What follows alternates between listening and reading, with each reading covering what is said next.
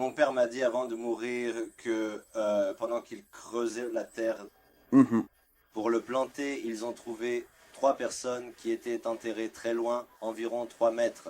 D'accord. Et ils les ont enterrées une autre fois parce que ils pensaient que dans notre religion, il n'était pas permis de lever les morts. Il fallait simplement les enterrer. Oui, je comprends.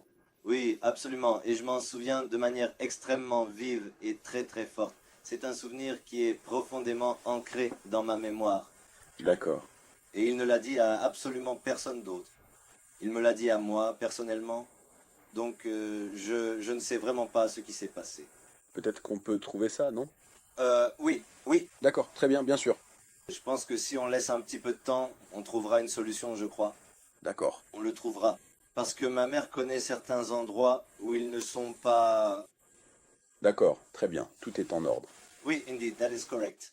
Inutile de dire que nous étions fascinés d'entendre parler de ces choses, surtout de l'homme vêtu de blanc qui avait été aperçu des années auparavant. Pour cultiver leur terre, ils devaient labourer. Et au cours du processus, ils avaient découvert que leur terrain était rempli de tombes.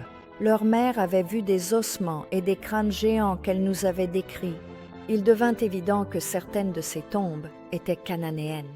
Mais en fin de compte, cette petite plaine au sommet de cette colline à Hébron était un lieu d'inhumation très prisé pendant une très longue période. Mais pourquoi? Était-ce parce que, dès les débuts de l'histoire,